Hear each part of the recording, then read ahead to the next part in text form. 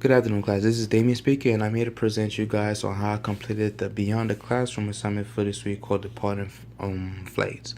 So the first thing we have to go to flightstats.com and look up the stats for yesterday morning departures for Tulsa International Airport.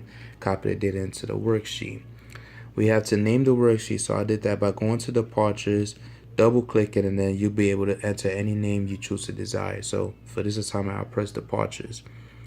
Next, we have to sort it out, which I done by going to the data tab, going to sort, and it has to be done by, gotta click on the cell. And it has to be done by first level being departure, second level being airline. After the departure was placed, I click add a level, and the second level comes up. The assignment doesn't specifically say it has to be ordered, so I just left it at however Excel came up with. Sorry. So as you see, this was done, and the next portion of the assignment is to press X. Sorry. So then the subtotals, which is also done by staying on the data tab, going to outline, then going to subtotal, and has to be changed in destination counting the number of flights. So as you see, the flights are being counted all the way to the end where the grand total is given of 54.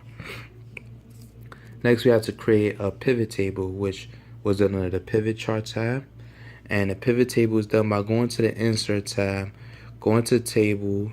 It's already done, but you go to tables and then you click pivot table. So once that is there, let me just expand this real fast.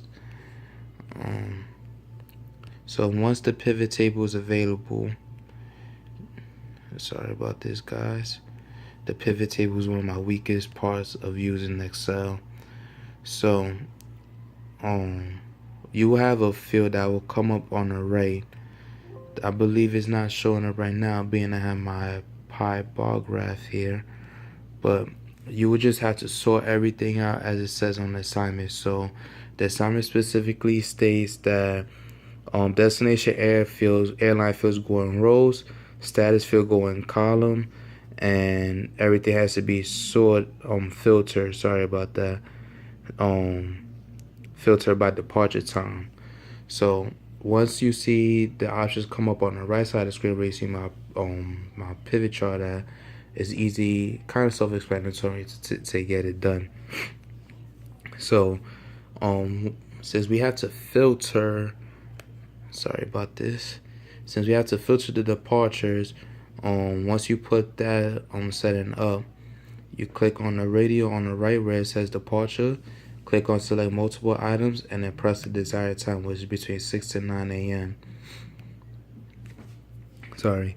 And then we have to go to the design tab on the top right portion, click on this down right here, being that we have to choose a specific medium style. Go to medium style 13. I went to light blue, pivot style medium 13, and completed it like that.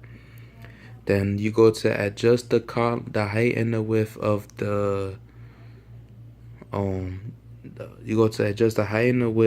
pivot table / chart, which is done by clicking here, and then you go to format, and then as you see on the far right where it says size, you edit it to where the assignment requests it to be. So then we have to name a pivot chart. Unfortunately, I was able to get it on the same screen, so I double click the pivot chart and enter the name pivot chart. It has no space in between, so I had to press backspace. And then unfortunately, the on time I was really struggling with, so it ain't on here. And unfortunately, I will have to skip that portion of the assignment. But I hope you guys able to learn something out of this. I really apologize. Pivot table is one of my weakest parts of Excel. No matter how much I read on it or anything, it's just hard for me to understand. But thank you and have a good day.